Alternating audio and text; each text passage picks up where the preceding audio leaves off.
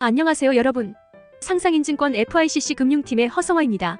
오늘은 2023년 6월 1일의 마켓 클로징 카멘트를 함께 정리해보려고 합니다. 한국 시장에서는 국채 선물이 외국인의 양매도와 중국 차이신 제조업 PMI 호조의 영향으로 하락했습니다. 주가지수 선물은 혼조한 모습을 보였으며 달러 -1 선물은 하락했습니다. 미국에서는 부채 한도 증액 합의안에 따른 재정지출 제약이 경제 성장률에 미칠 영향이 제한적일 것으로 전망되고 있습니다. 부채 한도 증액 합의안은 미국 하원에서 찬성 314표, 반대 117표로 가결되었으며 상원에서도 표결이 예정되어 있습니다. 조 바이든 미국 대통령은 이번 합의안의 하원 통과를 환영하고 상원에서의 신속한 통과를 촉구했습니다. 의회 예산국은 이번 주 중에 합의안 분석 결과를 발표할 예정입니다.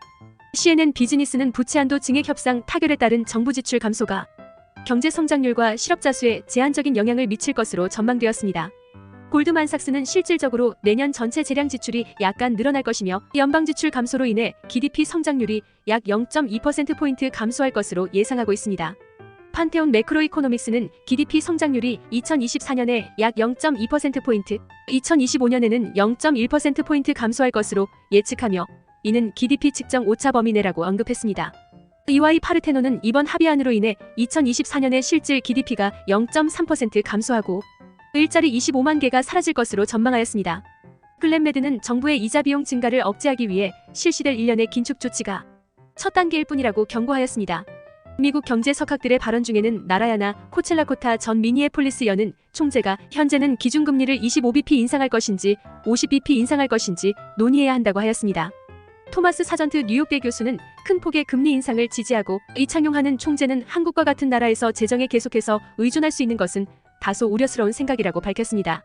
저물가 마이너스 저금리를 넘어선 뉴노멀 시대가 도래할 가능성이 있습니다. BOJ 총재는 장기적인 저물가 시대의 종료와 새로운 뉴노멀 시대로의 전환 가능성을 언급했습니다. ECB는 금융안정보고서에서 일본이 저금리 환경을 벗어나면 글로벌 채권 시장이 시험을 받을 수 있다고 언급했으면 IMF는 BOJ가 초안화 통화 정책을 유지해야 한다고 강조하고 높은 인플레이션 지속 시 정책을 긴축할 준비를 해야 한다고 언급했습니다. 기타 외신에서는 중국의 5월 차이신 제조업 PMI가 예상치를 상회하는 50.9로 나타났으며 독일의 4월 소매 판매는 예상치를 하회하는 0.8% 증가로 나타났습니다. 도이체방크는 미국과 유럽 기업들의 대규모 회사채 디폴트가 임박했으며 2024년 4분기에 디폴트가 정점을 이룰 것으로 전망하였습니다. 또한 우리나라의 무역 수지는 5개월 연속 적자를 기록하였으나 정부는 개선될 것으로 전망하고 있습니다. 한국의 무역 수지는 21억 달러의 적자로 나타났습니다. 수출이 전년비 15.2% 감소하였는데 주요 원인은 반도체 수출의 36.2% 감소입니다. 수입은 전년비로 14.0% 감소하였습니다.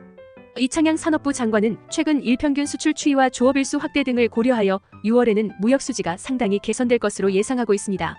마지막으로 미국의 5월 고용시장 전망치는 비농업 부문 고용이 19만 명 증가하고 실업률은 3.5%로 예상되며 시간당 평균 임금은 전월 대비 0.3% 증가하고 전년 대비 4.4% 증가할 것으로 예상됩니다. 오늘 밤에는 ADP 민간 고용 보고서가 발표될 예정이지만 선행지표로서의 의미는 상대적으로 약하기 때문에 참고만 하시면 될 것 같습니다. 이상으로 제 보고가 끝났습니다. 본 내용은 개인 의견이며 회사와 무관하며 투자 책임은 투자자 본인에게 있습니다.